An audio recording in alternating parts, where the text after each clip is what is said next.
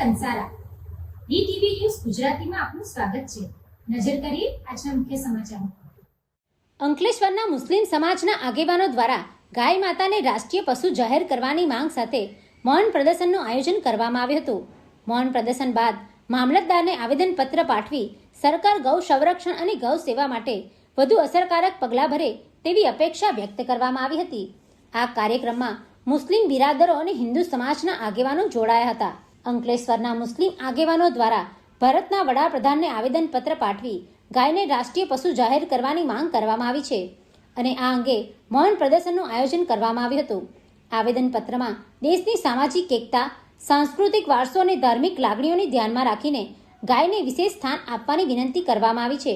આવેદનમાં જણાવાયું છે કે ભારત વિવિધ સંસ્કૃતિઓ અને પરંપરાઓ ધરાવતો દેશ છે, જ્યાં ગાયને પ્રાચીન સમયથી જ માતૃત્વ, આસ્થા અને પવિત્રતાનું પ્રતીક માનવામાં આવે છે। ભારતીય કૃષિ વ્યવસ્થા અને ગ્રામ્ય જીવનમાં પણ ગાયનું મહત્વપૂર્ણ યોગદાન રહ્યું છે। લેખિત રજૂઆતમાં એવો પણ ઉલ્લેખ કરવામાં આવ્યો છે કે ગાયને રાષ્ટ્રીય પશુ જાહેર કરવાથી દેશની સાંસ્કૃતિક એકતા વધુ મજબૂત બનશે અને કરોડો લોકોની ધાર્મિક લાગણીઓને સન્માન મળશે। આ સાથે સરકાર ગૌ સંરક્ષણ અને ગૌ સેવા માટે વધુ અસરકારક પગલાં ભરે તેવી અપેક્ષા વ્યક્ત કરવામાં આવી છે। બકરી ઈદ પૂર્વે યોજાયેલ આ કાર્યક્રમમાં મુસ્લિમ સમાજના બખ્તિયાર પટેલ, શરીફ કાનુગા સહિતના આગેવાનો અને હિન્દુ સમાજના વિનય પટેલ સહિતના આગેવાનો જોડાયા હતા।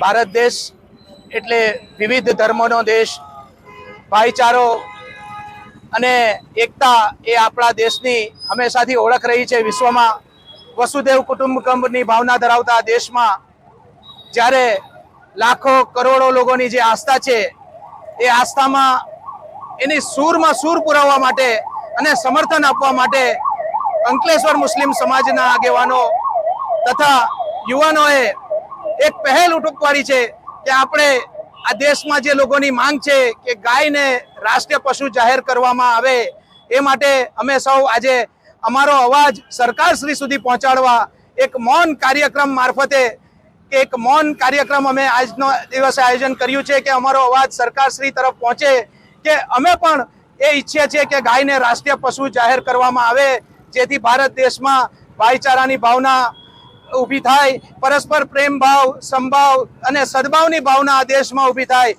અને ભારત દેશ પ્રગતિ તરફ વધે એ જ ઉદ્દેશ્ય સાથે આજે અમે સૌ આગેવાનો અમારી માંગને કરવા માટે અહીં આવ્યા છીએ અને અમે આ પહેલા પ્રધાનમંત્રી શ્રી તથા રાષ્ટ્રપતિ શ્રીને પણ અરજી કરી છે, આવેદનપત્ર આપ્યું છે કે આ ભારત દેશની એકતા જળવાય, પરસ્પર પ્રેમ ભાવના ઊભી થાય એ માટે આપણે ગાયને રાષ્ટ્રીય પશુનો દરજ્જો આપીએ।